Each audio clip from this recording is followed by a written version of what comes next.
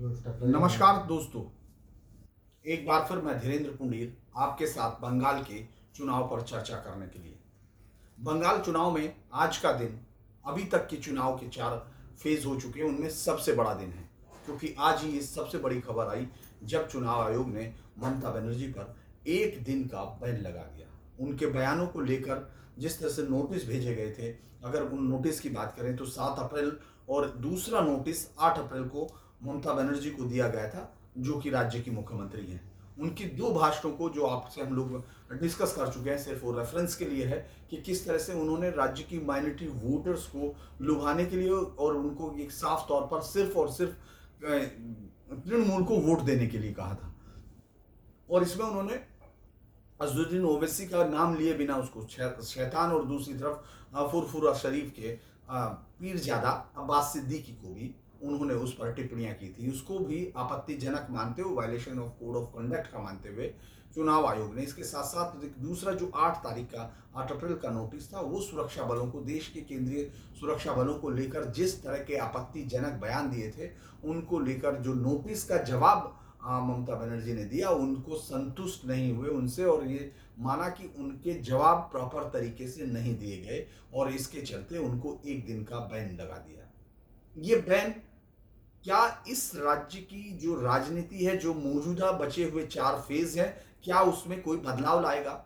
इस पर बातचीत हो सकती है, क्योंकि जिस तरह से ममता बनर्जी लगातार किसी सहानुभूति लहर का इंतजार कर रही हैं, वो चाह रही हैं कि बचे हुए 4 फेज में उनके हक में कोई इस तरह की आंधी उठे जिससे कि वो बीजेपी की जो इस तरह की कैंपेन है, जिसमें बीजेपी उन पर लीड लेती हुई दिख रही है। अभी तक के 4 फेज के चुनाव में नहीं लग रहा है कि ममता बनर्जी अपने आप को उतनी तरीके से डिफेंड कर पा रही है या अपने आप को उन जो उनके खुद के गढ़ रहे हैं वहां सफाया कर पा रही हैं। उसके विपरीत बीजेपी, जिसने 2019 में अपने जिन लोकसभा जीत के साथ जिन विधानसभा क्षेत्रों में बढ़त हासिल की थी, वो उन तमाम जगहों पर अच्छा प्रदर्शन करती हुई दिख रही है। ये आज के समय जब हम बातें कर रहे हैं, उस समय 4 फेज के चुनाव का आउटकम दिखाई देता है। ऐसे में क्या ममता बनर्जी को जो चुनाव आयोग का इस फैसले से क्या कोई ताकत मिलेगी? इस पर ममता बनर्जी ने तुरंत रिएक्शन करते हुए, चूंकि ममता बनर्जी किसी भी काम में देर नहीं करती हैं और कई बार जब ये उनकी ताकत हुआ करती थी, आज यही इस पूरे चुनाव में हमको देखने में आ रहा है कि ये कई बार उनके लिए परेशानी का सबब बनती जा रही है। कल फिर वो गांधी मूर्ति से वहां अनशन करेंगी, वो उसमें वहां बैठेंगी, धरना देंगी और इस चुनाव आयोग के फैसले के खिलाफ। ये उनके तरफ से आ गया है, उनका ट्वीट आ गया, उस पर उन्होंने कहा कि वो धरना देंगी इस पूरे फैसले के उस पर। उन्होंने ये भी कहा कि चुनाव आयोग को पक्षपाती नहीं होना चाहिए, उनको दोनों तरफ सुनना चाहिए।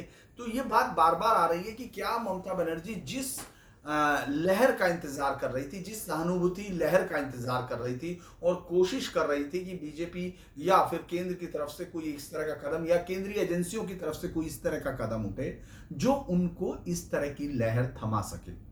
अब सब लोगों के जहन में सबसे पहला यही सवाल आता है कि क्या ममता बनर्जी अपने इस लहर के लिए एक कोई कदम उठाने को मजबूर करने की जो कोशिश कर रही थी चुनाव आयोग को, केंद्रीय सुरक्षा बलों को या फिर केंद्र सरकार को, क्या वो उठ गया है?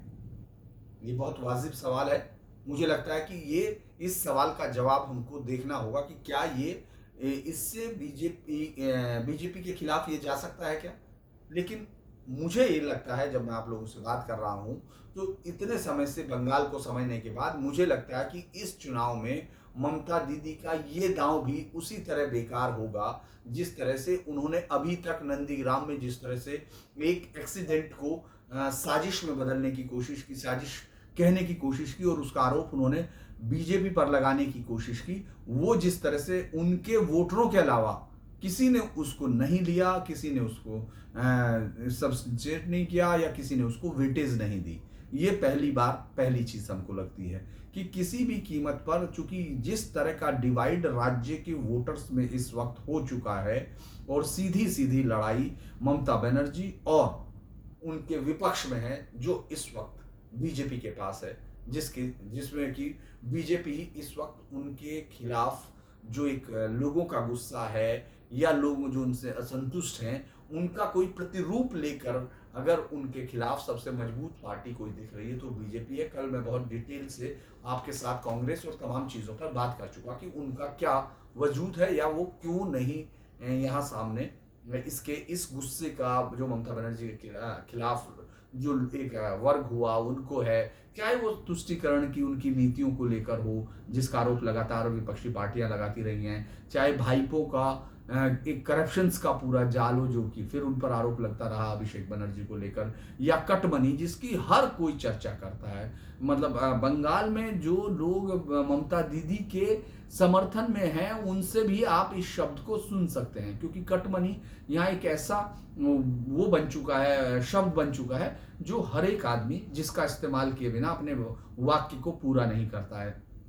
तौलाबाजी जो यहाँ का एक शब्द है, गुंडागर्दी को जिस तरह से रिप्रेजेंट किया जाता है उसको तौलाबाजी में वो सबके पास है। इन सब को मिलाकर जो एक फॉर्म बना उसी में जो एक पूरा वर्ग बना उसने ममता बनर्जी का विकल्प ढूंढना शुरू किया।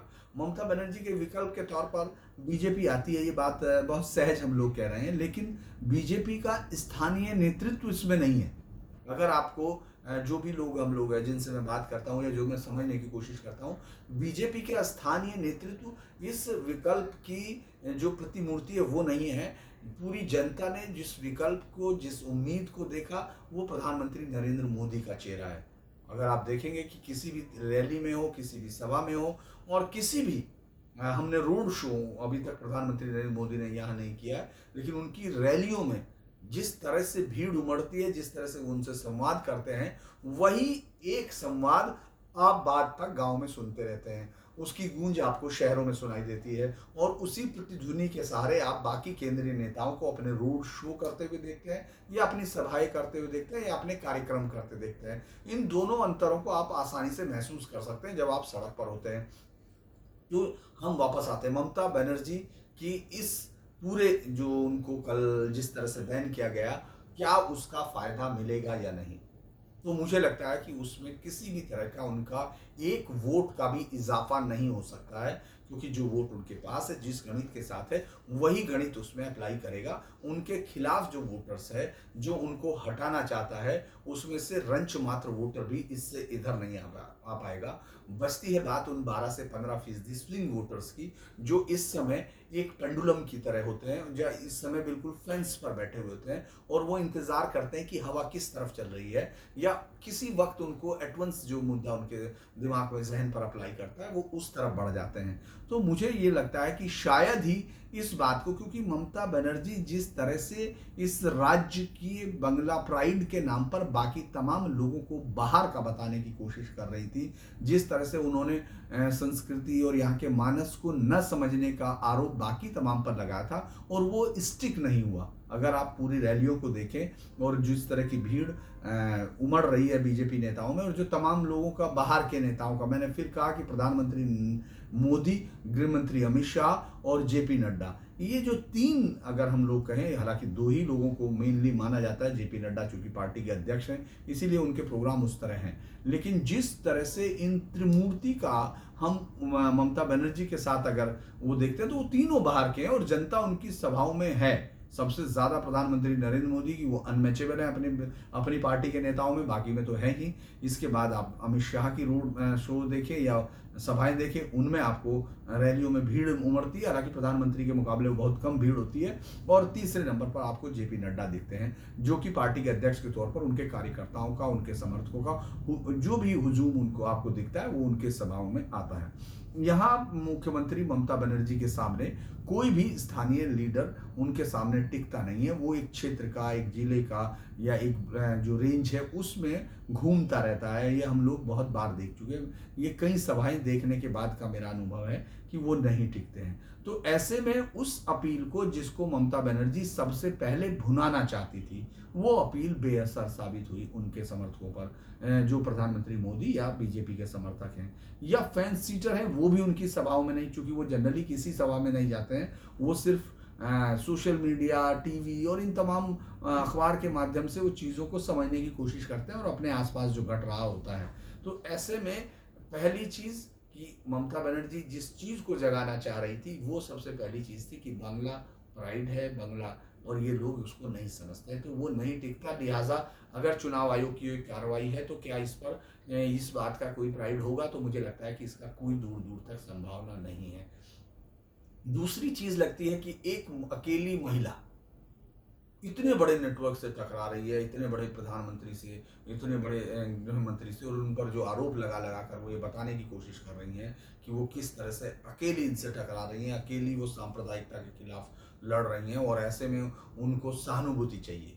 तो वो सहानुभूति भी उनको मिलती हुई नहीं दिखाई देगी, क्योंकि इन तमाम इशू पर ये बात काफ़ी डिबेट में आ चुकी, काफ़ी बातों में आ चुकी कि वो अकेली लड़ रही हैं, तो लेकिन वही एकमात्र अपनी पार्टी को चला रही हैं, क्योंकि उनके पास जो था रीजनल पार्टी का स्ट्रक्चर इस तरह का होता है, वो एक व्यक्ति के करिश्मे पर खड़ी होती है, और उस व्यक्ति के बाद उसके परिवार की एक धरोहर बनती है, और धीरे धीरे वो खोती चली जाती है, या एक पर्टिकुलर जाति का या समाज का एक हिस्सा बन के रह जाती है। अभी तक के अनुभव अगर पूरे देश में हम देखते हैं, चाहे वो आरएलडी की तरफ देखें, जो राष्ट्रीय लोकदल, जो पहले लोकदल हुआ करता था चरण सिंह जी का, या फिर आप ओम प्रकाश चौटाला के इंडियन नेशनल लोकदल देखें, जो कि लोकदल से देवीलाल के बाद ओम प्रकाश चौटाला पे आई, फिर अब उनके बेटे पर आई, फिर बेटों के बाद अब उनके पोतों पर हैं, तो वो आप देखेंगे तो ये कास्ट बेस्ड पार्टियां हैं। इनके अलावा इनके पास बहुत ज़्यादा कुछ रहता नहीं है, और इसीलिए इस तरह की कोई पार्टी की भूमिका यहाँ नहीं है। ममता बनर्जी की चमत्कार, ममता बनर्जी का जो उनका करिश्मा था वो उनके साथ जुड़ा, और उसके बाद उन्होंने उसको अपने भाईपों को देने की कोशिश की, जिसके विरोध में पार्टी के बड़े बड़े नेता निकल गए। यानी वो अकेली खुद हुई हैं, उनके लिए किसी की कोई साजिश उनको नहीं लगी, वो अकेले से लड़ रही थी, वो अकेले उन्होंने खड़ा होने की कोशिश की, और ऐसे में अगर उनके साथ के लोग छोड़कर चले गए तो इसमें किसी का कोई दोष उनके विरोधियों की जो उनके खिलाफ खड़ी हुई पब्लिक है उसको नहीं लगता है। तो एक बड़ी चीज ये हुई कि ये भी उनको ताकत नहीं दे रहा है। चुनाव आयोग पर लगातार वो पहले दिन से निशाना बना रही है चुनाव आयोग को, और वहां अगर आप देखेंगे नंदीग्राम की उस तक 304 शिकायतें वो भेज चुकी थी, लगभग 300 के करीब शिकायतें उनकी पार्टी अलग अलग चीजों को कर चुकी थी। ये एक केस तैयार करना कहा जाता है, यानी आपको अगर किसी के खिलाफ कोई चीज करनी है, बने एक इशू बनाना है, एक मुद्दा बनाना है, और उसके अंदर ग्राउंड है या नहीं है, इससे पहले आपको शिकायतों के अंबार लगाने होंगे। उन शिकायतों में चाहे कोई सब्सटेंशिएट करे न करे, उनमें कोई कंटेंट हो ना हो, लेकिन आपको लगातार शिकायत करते रहना है। लेकिन इसका एक नुकसान ये भी है कि आप जब लोगों की नज़र में इस बात को लेकर डिस्क्रेडिट हो जाते हैं, क्योंकि आप हैबिचुअली शिकायत कर रहे हैं, आप लगातार शिकायत कर रहे हैं, जिसका कोई भी सबूत आप नहीं दे पाते हैं। इस पूरे मसले में हमने यही देखा कि किस तरह से इस पूरी घटना में ममता बनर्जी चुनाव आयोग पर बिना किसी उसके बायस्ड आरोप लगाती रही, लगातार लगाती रही, जबकि चुनाव आयोग ने बहुत सारे जो फैसले किए हैं वो बहुत बार अच्छे फैसले होते हैं। बहुत बार आप उन फैसलों को इसलिए देखते हैं क्योंकि वो आपके अगेंस्ट जा रहे हैं तो आप लगाते हैं, और जब चुनाव इतने हाई वोल्टेज तरीके पे लड़ा जा रहा हो तो आप इस तरह के आरोपों को बहुत तरजीह नहीं देते हैं। तो एक ये चीज़ होती है कि जो मैं आपको इसीलिए इस डिटेल से हम लोग बात कर रहे हैं ताकि मैं ये समझा सकूं कि ममता बनर्जी इस चीज़ का किस तरह से फ़ायदा उठाने की कोशिश करेंगी, और क्या वो फ़ायदा उठा पाएंगी या नहीं। ये क्लैरिटी के साथ बताने की मैं कोशिश कर रहा हूं कि इसमें ये 3-4 इशू हो सकते थे जो चुनाव आयोग के इस फैसले के खिलाफ ममता बनर्जी उठाने की कोशिश करती। अब उनका सबसे बड़ी दलील होगी कि किस तरह से प्रधानमंत्री नरेंद्र मोदी ने उन्हीं की दी गई बॉल पर उनके ऊपर गॉल किया, उस पर चुनाव आयोग ने कुछ नहीं किया। तो चुनाव आयोग को लिटरली उन तमाम चीज़ों को लीगल फ्रेमवर्क में देखना होता है, और क्या उसको जस्टिफाई किया जा सकता है या किस तरह से उसको वायलेट किया, ये इस्टेब्लिश करना होता है। इस पूरे मसले में प्रधानमंत्री मोदी ने उन्हीं के शब्दों से खेलते हुए, उन्हीं के शब्दों को रखते हुए अपनी बात रखी। तो मुझे लगता है कि इसको चुनाव आयोग के अंदर लाने में बहुत मुश्किल पेश आएगी, लेकिन ममता बनर्जी इसको जनता में लाने में अपने समर्थकों में जरूर सफल होंगी। बाकी के समर्थक उनके इस बात को कोई बाई नहीं करेगा। इसके अलावा अगर हम देखते हैं तो ममता बनर्जी लगातार सीएपीएफ वालों को, अब सबसे बड़ा सवाल खड़ा होगा कि क्या सीआरपीएफ से सेंट्रल जो पैरामिलिट्री फोर्सेस हैं उनके खिलाफ किस तरह का माहौल तैयार करेंगे, क्योंकि अगले 4 फेज होने हैं।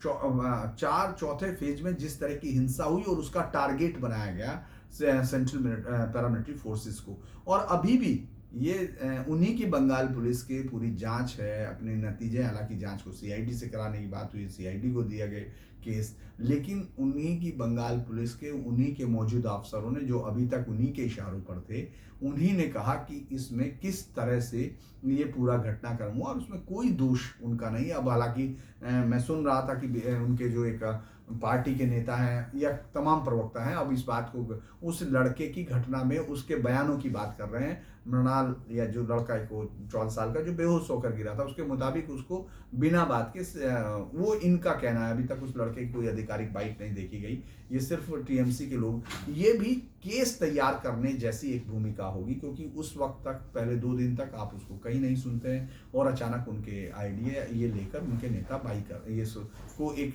लेकर पहुंच जाते हैं कि उनके साथ ऐसा हुआ और पुलिस फायरिंग की गई। जिस तरह से आज मैं फिर, चूंकि अभी हम लोग ममता बनर्जी वाली बात को खत्म करना चाहते हैं, लेकिन आज गृह मंत्री अमित शाह जब सिलीगुड़ी की रैली उसमें थे, रोड शो में, तो कहा कि आप 17 अप्रैल को आपको डर लगता है ना चुनाव में अभी तक वोट देने के लिए, लेकिन हम आपको इस बात के लिए आश्वस्त कर देना चाहते हैं कि 17 अप्रैल को कोई भी गुंडा मतदान, आपको डरने की जरूरत नहीं है, मतदान केंद्रों पर नहीं जाएगा। इसके 2 मैसेज होते हैं, शायद ममता बनर्जी इसको पढ़ने में, मुझे लग रहा है, थोड़ा नाकामयाब हो रही है। अभी तक की वो सड़क पर सबसे ज्यादा, सड़क के संदेशों को पढ़ने में सबसे कामयाब नेता बंगाल में मानी जाती रही, और बाकी देश के राज्यों में जो है उनका ट्रैक रिकॉर्ड, अगर इसको मैं समझूं कि सड़क से वो किस तरह संवाद करती थी, मुझे बेहतर लगता है। लेकिन कई बार जब आप गलतियां करते हैं तो फिर उनको आप और उनका दायरा बड़ा करते चले जाते हैं, अगर आप समय के साथ उनको रिकंसिडर नहीं कर रहे और आप उसी में रहना चाहते हैं। जिस तरह से हमको ये इस तरह की बातें कहीं होती हैं कि जब एक फिल्म स्टार की एक छवि बन जाती है या किसी राजनेता की एक छवि बन जाती है, तो वो उस छवि से बाहर निकलने की जनरली कोशिश नहीं करता, और अगर वो आधी अधूरी तैयारियों के साथ वो कोशिश करता है तो उसमें वो पूरी तरह से बिखर जाता है। अगर मैं ये कहूँ कि अगर आप जेन्युइन, आपके पास आप जीनियस नहीं है, अगर आपको अपनी छवि तोड़नी है, तो उसके लिए आपको बहुत ज़्यादा कनेक्ट करना होता है, जनता के साथ कनेक्ट करना होता है और अपना एक प्लान पूरा इस तरह से चेकआउट करना होता है। उसके लिए आपको ठंडे दिमाग से सोचना होता है। मुझे जो राज्य की मुख्यमंत्री ममता बनर्जी, उनका इस तरह का कोई इस समय टेम्परामेंट नहीं लग रहा। वो हर एक बात को जिस तरह रिएक्ट कर रही हैं, जिस तरह, क्योंकि ये कई चीज़ें झलकाता है। ये बात मैं इसको उससे नहीं कह रहा हूँ कि कोई इसका यहाँ का पॉलिटिक्स को समझ के कह रहा हूँ मैं। एक ह्यूमन साइकोलॉजी होती है, जब आप गलतियाँ करते हैं, जब आप बौखलाहट में आते हैं, जब आप कई बार इस तरह के, जिनको आपका नेचुरल रिएक्शन नहीं माना जाता, उस तरह के रिएक्शन देते हैं, तो वो इस बात को बताता है कि आप किसी चीज़ के स्ट्रेस में हैं। ममता बनर्जी इस राज्य के चुनाव में लड़ रही हैं, तो ये बात हम लोग कह सकते हैं कि स्ट्रेस होगा, चुनाव है तो कई तरह के स्ट्रेस होंगे। वो अकेली मुख्यमंत्री ही नहीं है, बल्कि अपनी पार्टी की स्टार प्रचारक भी हैं। ऐसे में अगर उनको फिर एक दिन रोक दिया जाए, इससे पहले उस एक्सीडेंट ने उनकी मोबिलिटी को रोक दिया, जिस तरह की मोबिलिटी उनकी होनी चाहिए थी, क्योंकि आप देखेंगे उनको व्हील चेयर पर लाया जाता है, व्हील चेयर पर लेकर जाने आने, इसमें जो उनका समय लगता होगा, मुझे यकीनन है अगर वो नॉर्मल उस समय अपने पैरों की चोट नहीं होती तो इससे ज़्यादा सभा को संबोधित कर सकती थी, इससे ज़्यादा अपने कार्यकर्ताओं से संवाद स्थापित कर सकती थी। ऐसे में एक और समस्या उनके सामने खड़ी हो गई है, क्योंकि एक दिन में कल वो कहीं जो उनकी रैलियां थी वो सब कैंसिल होंगी। इसके अलावा उनको 14 को जिस तरह पहुंचना था वहाँ, अब वो 14 को ज़रूर आएंगे, लेकिन एक ये उनको वापस जाना है वहाँ शीतलकुची गाँव में, और वहाँ उन लोगों से मिलना है। लेकिन आज के इस घटनाक्रम ने, चुनाव आयोग के इस फैसले ने दिलचस्पी तो जगा दी है कि आखिर किस तरह से इस फैसले का मंतव्य पढ़ा जाएगा और जनता इसको किस तरह देखेगी। अब अगर हम आज की घटनाओं पे चलें, जो आज हुआ, मैं अब नॉर्थ बंगाल में है, हम फेज 5 में भी, उसमें से काफ़ी जो चुनाव होगा उसमें काफ़ी सारी सीटें उसकी हैं, और जलपाईगुड़ी और दार्जिलिंग और कालिम्पोंग, उनमें हम लोग देखते हैं जो 3 पहाड़ की सीटें भी हैं, उनको भी बीजेपी ने इस बार एक नए समीकरण के साथ साधा है। पिछली बार अभी तक जो मैं कहना चाहता हूँ कि जो अभी तक जो विमल गुरंग जो लगातार लंबे समय से पूरी ताकत के साथ बीजेपी के साथ है, बीजेपी 2009 से उस सीट को जीत रही है, उस वक्त जबकि राज्य में उसकी शक्ति भी इतनी ज़्यादा नहीं थी, तब से उस पहाड़ से उसको मदद मिलती रही है या उनको समर्थन मिलता रहा जो उन्होंने स्थानीय नेताओं के साथ पैक्ट किया था, क्योंकि केंद्र की राजनीति में वो ज़्यादा ताकतवर होते थे और उनको सीट दे दी गई थी और उससे वो राज्य में जो यहाँ स्थानीय उसमें राजनीति में मदद करते थे, जो गोरखा पॉलिटिक्स थी। लंबे अरसे तक आप लोगों ने या हम लोगों ने, जो भी लोग इस वीडियो को देख रहे होंगे, चूंकि उनको इंटरेस्ट रहा होगा इसी तरह की, हम लोग जब बातचीत कर रहे हैं ये तो ठोस पॉलिटिक्स पर ही बातचीत हो रही है, हालांकि बहुत सारे इश्यूज पे हम लोग बाद में बातचीत करेंगे। ये एक शुरुआत है, मैं कोशिश कर रहा हूँ कि आप लोगों के साथ इस एक रिश्ता बनाने की, उसके बाद मैं उन तमाम चीज़ों पर भी बात करूँगा जो मुझे विश्वास है कि जो लोग हैं जिनके साथ मेरा ये है उनको पसंद आएगी, क्योंकि उन चीज़ों को मैंने बहुत गौर से देखा जो इसके अलावा ठोस पॉलिटिक्स के बाद भी हैं। इसके बावजूद क्यों? क्योंकि आपको याद होगा सुभाष घिसिंग के उस दौर को हम लोगों ने देखा है। देखा का मतलब मैंने रिपोर्टिंग नहीं की है, अखबार में पढ़ा है, मैं कॉलेज में पढ़ता था। तो जब हम लोगों ने देखा, मैं स्कूल में था, मुझे याद है, जब एक इशारे पर पूरा दार्जिलिंग, पूरा पहाड़, यहाँ से जलपाईगुड़ी, सिलीगुड़ी ये बंद हो जाया करता था। और वो दौर यहाँ की लंबा हिंसा का भी दौर चला, उसमें हिंसक बहुत लंबी समय तक हिंसक यहाँ घटनाएं होती रही, लेकिन फिर बाद में इसमें समझौता होता है। वो सुभाष घिसिंग एक लंबा एक छत्र रहते हैं और फिर बाद में उन्हीं के एक खास आदमी से उनको चोट मिलती है, यानी गोरखा नेशनल लिबरेशन फ्रंट कहीं खो जाता है, गोरखा जनमुक्ति मोर्चा ताकत में आ जाता है, बीजेपी के साथ रिश्ता बनता है और बीजेपी के साथ उसकी ताकत बढ़ती चली जाती है। यहाँ ममता बनर्जी का वो सीधी राजनीति में विरोध करते हैं, उनके खिलाफ सीधे खड़े होते हैं। अब ऐसे में अचानक ये पिछले साल की घटना है जब उन्होंने ममता बनर्जी के साथ गठबंधन कर लिया, यानी इतने लंबे समय तक ममता बनर्जी के राजनीतिक प्रतिद्वंदी गुरंग जब उनके साथ मिलते हैं तो लगा कि पहाड़ का समीकरण बदल जाएगा। ये एक सहज जो है रिएक्शन था तमाम उन पत्रकारों का जो यहाँ इसको कवर भी करते रहे हैं और इसको मानते भी रहे हैं। इस बल्कि जब ये बीजेपी ने जब संगठन मिला, जब इनके साथ बातचीत की, माफ़ कीजिएगा, जब बीजेपी ने जीएनएलएफ के साथ एक गठजोड़ किया तो उस वक्त तक भी लोगों को ये समझ में नहीं आ रहा था कि क्या इसका फायदा होगा या नहीं। आज कालिम्पोंग की वो सभा आप सब लोगों को भी देखनी चाहिए, जो लोग सुन रहे होंगे उनको भी देखना चाहिए टीवी पर, अगर वो देखते हैं टीवी तो देखना चाहिए कि किस तरह की उस एक सीट पर, विधानसभा सीट है, उस पर किस तरह की भीड़। कालिम्पोंग नया बना हुआ जिला और पहला चुनाव है उस जिले की विधानसभा का, उस पर एक ही विधानसभा है उस चीज में, उसका लोकसभा में वो दार्जिलिंग में आता है। तो उस पर एक विधानसभा सीट पर किस तरह से लोगों का हुजूम था और वो गृह मंत्री अमित शाह के इशारे पर बातचीत भी, मतलब जो उनके अभिवादन पर जिस तरह का जवाब था, जिस तरह का वो रोड पर जुलूस था, वो इस बात की तरफ इशारा कर रहा था कि ये कोई कमजोर नहीं पड़ी है। यहाँ वो या तो पहले से बेहतर पोजीशन में रहेगी या पहले वाली पोजीशंस की तरफ बढ़ती है और उसमें आगे बढ़ने का ज़्यादा जुनून है, क्योंकि यहाँ तृणमूल कांग्रेस फाइट में भी नहीं है। अगर तृणमूल कांग्रेस यहाँ नहीं है इस तरह से ताकत में तो फिर उसका क्या, बीजेपी को काफ़ी बढ़त उस समय हो सकती है और उसके बहाने मन घिसिंग जो अब सुभाष घिसिंग के बेटे और इस पार्टी के अध्यक्ष हैं, उनके लिए ये एक आगे बढ़ने का भी चांस है। तो जो पुरानी पार्टी के लोग थे, घिसिंग के समर्थक थे, वो अब धीरे धीरे इकट्ठा हो रहे हैं और इस दौरान गुरुंग ने अपने लिए काफ़ी विरोधी भी इकट्ठा किए, उन सब का भी जवाब वहाँ मिलेगा। और कालिम्पोंग में फिर चूंकि मैं सिर्फ राजनीतिक विश्लेषण ही नहीं कर रहा, उन सीटों पर जाता हूँ, उनको देखता हूँ, तो कालिम्पोंग में आपको एक हिल स्टेशन जैसी सुविधाएं होनी चाहिए, वो उसकी बेसिक एमिनिटीज़ भी नहीं मिलती। यहाँ तक कि जो तमाम हिल स्टेशन आप देश के देखते हैं, मैंने लगभग पूरे देश में नॉर्थ ईस्ट से लेकर उत्तराखंड से लेकर तमाम राज्यों को देखते हुए, गोवा में भी जो थोड़ा पहाड़ है, जिस तरह के पहाड़ के एरिए हैं, चाहे आप जहाँ भी जाएंगे आपको वहाँ जब वो हिल स्टेशन बनता है जहाँ पब्लिक मूव करती है, जहाँ टूरिस्ट आता है, वहाँ आपको बेहतर सुविधाएं, सड़क ट्रैफिक हो जाता है, वो तो कई बार होता है क्योंकि आपका स्पेस बहुत लिमिटेड होता है, लेकिन उसको मैनेज करने का एक तरीका, वहाँ तक पहुँचने के लिए सड़कों का बेहतर तरीका। पहाड़ के अंदर आपने देखा होगा सड़कें बहुत छोटी हैं लेकिन वो बेहतर सड़कें रहती हैं, क्योंकि अगर उस पर मूवमेंट है तो वो स्पीडी नहीं हो सकता एक स्पीड से ज़्यादा, लेकिन अगर सड़क बेहतर होती है तो एक एवरेज स्पीड से चलता है। लेकिन आपको ऐसा यहाँ से नहीं लगेगा। जब मुझे कहा गया कि ऊपर है और 3 घंटे लगेंगे आपको, लगभग 60 इतने किलोमीटर पर उसने कहा कि आपको 3 घंटे लगेंगे, तो मुझे ये बात उसकी थोड़ा अजीब लगी। जो बाहर नीचे मैंने पूछा, जिसे 2.5 से 3 घंटे, क्योंकि 2.5 से 3 घंटे अगर इस पर लगेंगे तो ये बहुत बड़ी कम से कम ये लगता है कि वो किस तरह के पहाड़ होंगे। वो पहाड़ उस तरह के नहीं थे कि आपको गाड़ी चलाने में दिक्कत हो, चूंकि आपके पास सड़क ही नहीं है उस तरह की, तो आपको दिक्कत आएगी।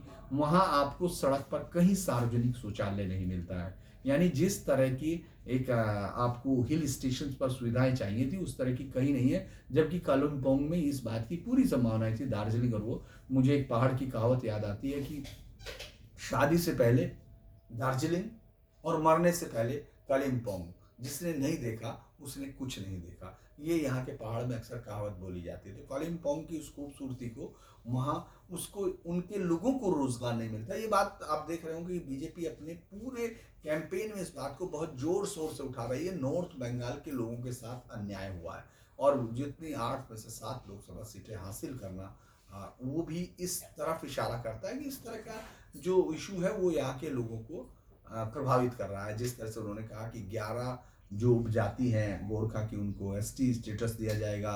फिर उन्होंने उन तमाम चीज़ों को कहा कि जिन्होंने अन्याय किया, हिंसा में अन्याय किया, उनको जेल भेज देंगे। एनआरसी में आपका कोई बाल बांका नहीं कर सकता गोरखा के। और उन्होंने सैल्यूट, जो कि एक राजनीतिक वो होता है, लेकिन मेरा नज़र उस पर नहीं, मेरी नज़र इस बात पे थी कि उनका रिएक्शंस कैसा होता है। अगर आप पूरे बाजार से गुजरते हैं और उस लंबा रोड शो, ये एक बहुत लंबा रोड शो था, ये छोटा रोड शो नहीं था पहाड़ के अंदर। और उन्होंने, हालांकि सड़कें इतनी खराब थी कि कई बार कैमरामैन ऊपर जब वो ट्रक पर थे वो नीचे गिर गए, मतलब उसी ट्रक के अंदर गिरे, रिपोर्टर्स भी गिरे, क्योंकि सड़कें ठीक नहीं थी। इस तरह का जो एक हिल स्टेशन था उसकी ये हालत है। और ज़्यादातर लोगों ने कहा कि वो इसीलिए वोट करेंगे, वो बीजेपी को वोट करने के पीछे उनका ये कारण था। ये आपको वहाँ दिखेगा।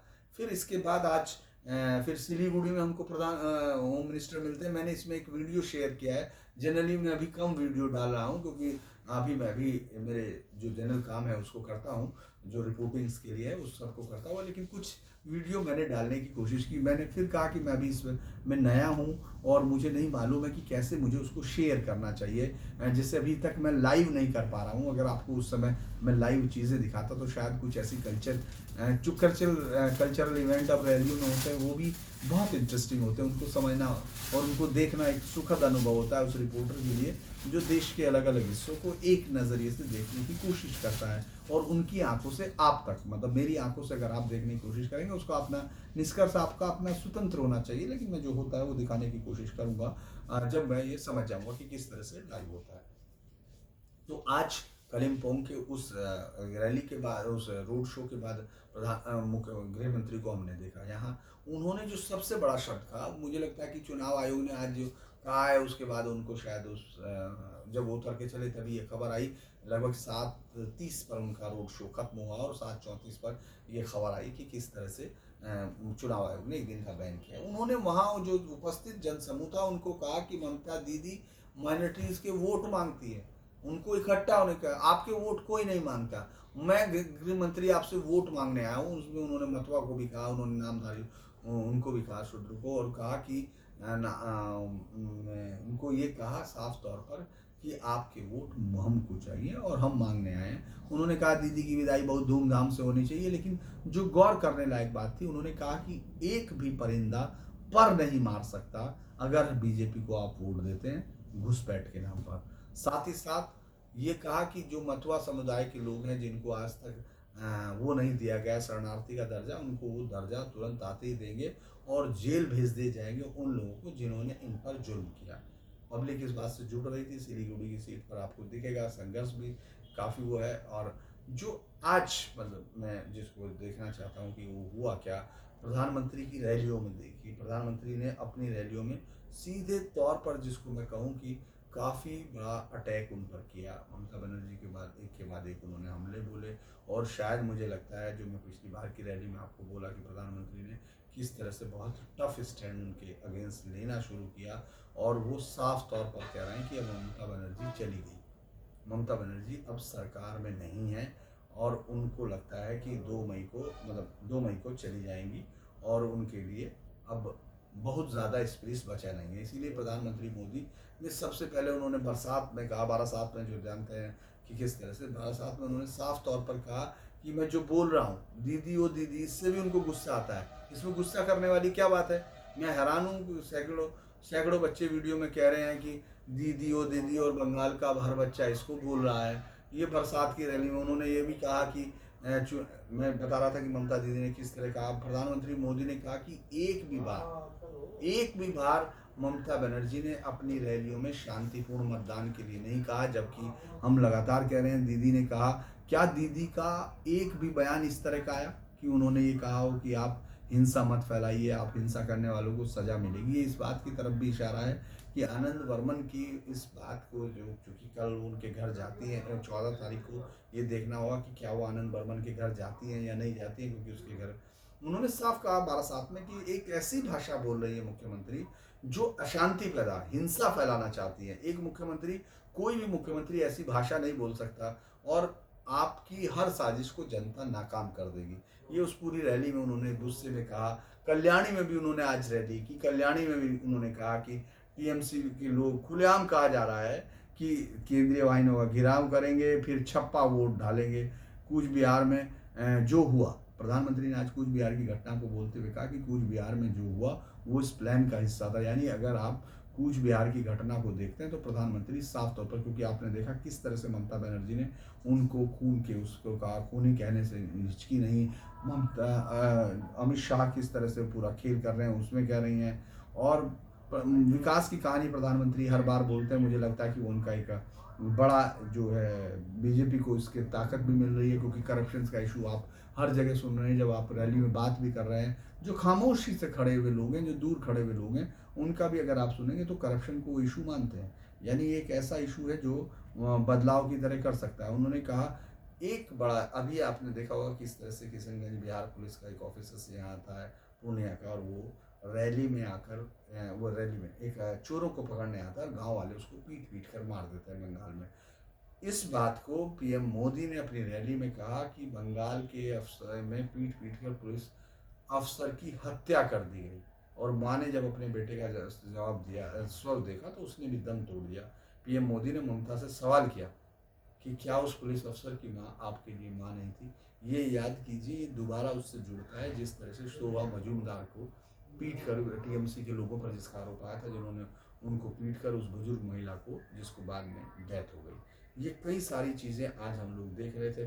हालांकि मैं बार बार इस बार चूक जाता हूँ कि मैं आपको कुछ डाटा पर बात करता हूँ, क्योंकि लंबे समय तक घूम कर वापस आकर मैं कोशिश करता हूँ कि आपके साथ मेरी बातचीत का ये सिलसिला ना टूटे। मेरी बातचीत का अगर आपसे सिलसिला टूटेगा तो मुझे थोड़ा सा दुख होगा, क्योंकि अभी हम लोग रोज़ बातें करते हैं। तो इसीलिए मैं कोशिश कर रहा हूँ कि आपके लिए रोज़ कुछ ना कुछ बेहतर कर सकूँ। एक ही चीज़ पर हमको बोलना है, ज़्यादातर चीज़ें जेनरिक चीज़ें हम बोल चुके होते हैं। इसीलिए मैं, कई बार आपको दोहराव लगता होगा। बहुत सारे मेरे दर्शकों ने, जो मेरे साथी इसमें हैं, उन्होंने कहा कि दोहराव हो रहा है। तो दोहराव इसीलिए हो रहा है क्योंकि हम लोग अभी डाटा पर बात नहीं कर रहे हैं। इसके अलावा जो बंगाल में पूरे लंबे समय तक सामाजिक विकास हुआ है, नहीं हुआ है, यहाँ का जातीय स्ट्रक्चर क्या है, यहाँ किस तरह पे, उस पर भी हम लोग बात कर सकते हैं। लेकिन अभी मुझे लगता है कि हम लोगों के पास इतना समय धीरे धीरे आएगा, और मैं आपको और डिलीट जो है नई चीज़ों के साथ आपके सामने आऊँगा। फिर हम लोग देखेंगे कि किस तरह से इस पूरे बंगाल की आगे की राजनीति होगी। क्योंकि याद रखिए, कल के बाद परसों का दिन फिर अहम होगा। ममता बनर्जी कल क्या कहती है, ये बहुत बड़ी चीज़ होगी। कल प्रधानमंत्री की, नरेंद्र मोदी की कोई रैली नहीं है इस पूरे चुनाव में, और उधर जो रैली है वो राजनाथ सिंह और गृह मंत्री अमित शाह की दार्जिलिंग में रैलियां हैं, वहाँ होंगी। तो टोटल अगर हम लोग देखते हैं कि कितनी रैली इस समय नॉर्थ बंगाल की 54 सीटों में से बाकी कुछ सीटों पर चुनाव होगा। जिस तरह से इस पर हम लोग बोल रहे हैं कि दार्जिलिंग, जलपाईगुड़ी और सिलीगुड़ी, इन सब में जो सीटें हैं उन पर होगा। इसके अलावा बाकी सीटों के बारे में हम लोग बात कर चुके हैं। अगर आप कहें तो मैं उसको एक बार और बात करूंगा, क्योंकि हम लोग आपके मैसेज के मैं जवाब अभी पूरी तरह नहीं दे पा रहा हूँ। लेकिन मैं आपको ये यकीन दिलाता हूँ कि मैं जल्दी ही आपकी हर एक जो भी आप क्वेरी देंगे, चाहे उसमें आपका आप मुझसे तीखे सवाल भी करेंगे तो मैं उनका भी जवाब देने की कोशिश करूँगा। क्योंकि अगर आप मेरे साथ इतना प्यार करते हैं, मुझसे बातें करते हैं, तो मुझे लगता है कि ये आपका हक़ है कि मैं उस पर आपके किसी भी क्वेरीज़ को जवाब दूँ।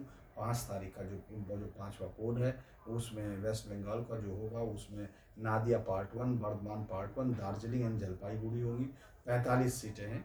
इस पर हम लोग कल बात करेंगे उसका समीकरण क्या है। लेकिन एक बात जान लीजिए, ये पूरी तरह से बीजेपी का गढ़ होने जा रहा है। जिन 22 सीटों को ममता बनर्जी ने पिछली बार अगर लोकसभा के हिसाब से भी देखें उनको हासिल किया था, वो भी मुझे लगता है कि बहुत शक है, क्योंकि इस वक्त भी हवा उनके पक्ष में दिखती नहीं है। एक बात और बता दें, ममता बनर्जी का ये प्लान था, इसलिए उन्होंने इस बार नॉर्थ बंगाल पर बहुत मेहनत की थी। 2019 के उस चमत्कारिक नतीजे के बाद उन्होंने कहा कि ऐसा क्या है, हमने ऐसा क्या किया है कि आप हमको चुन नहीं रहे हैं, हमारी क्या गलती है, हम अपनी गलती पूछना चाहते हैं। इस बात को ममता बनर्जी ने वहाँ कहा भी है, लेकिन लगता नहीं है कि लोग अब उनकी इस बात से बहुत ज़्यादा द्रवित हो रहे हों। चुनाव आयोग की इस घटना के बाद सबकी निगाहें ममता बनर्जी पर हैं, जो कि हमेशा रिएक्ट करती हैं, रिएक्शन की पॉलिटिक्स करती हैं, और कई बार वो इस रिएक्शंस में उस नाजुक मर्यादाओं को भी तोड़ देती हैं जो देश की संविधान को रखे हुए हैं। और जो मैं एक बार फिर कहूँगा कि इस पूरे देश की किसी भी नेता से बड़ा, किसी भी पत्रकार से बड़ा और किसी भी आदमी से बड़ा, उसकी आइडियोलॉजी से बड़ा ये देश है। किसी की भी आइडियोलॉजी से भी बड़ा उसका देश होता है। इसीलिए मुझे लगता है कि जब वो ये धागा तोड़ती हैं तो हम लोग जो जर्नलिस्ट जिनका काम है न्यूट्रल रहना, जिनको किसी भी पक्ष में हो सकता है कि बहुत सारे लोगों को मेरी बातों में बहुत सारी दिक्कतें हों, लेकिन इसके बावजूद हम लोगों को न्यूट्रल रहना ही बेसिक होता है। लेकिन जब कोई देश की एक लाइन पार करता है तो हमको उसको गौर से देखना होता है। आखिर क्यों इस तरह से हो रहा है कि हम ये देखें एक मुख्यमंत्री इस तरह की भाषा का इस्तेमाल करे, जिससे जो एक आम प्रक्रिया है, क्योंकि चुनाव हर आदमी की आकांक्षाओं का प्रतीक है। मैं बहुत सारी चीज़ें और भी बातें करता, लेकिन आज बस इतना ही।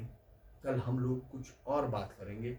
मैं आप सबसे फिर एक बार नमस्कार करते हुए कहूँगा कि अगर वीडियो आपको पसंद आता है तो इसको लाइक कीजिए, इसको सब्सक्राइब कीजिए और शेयर कीजिए, जिससे मेरा हौसला बढ़ता रहे। नमस्कार।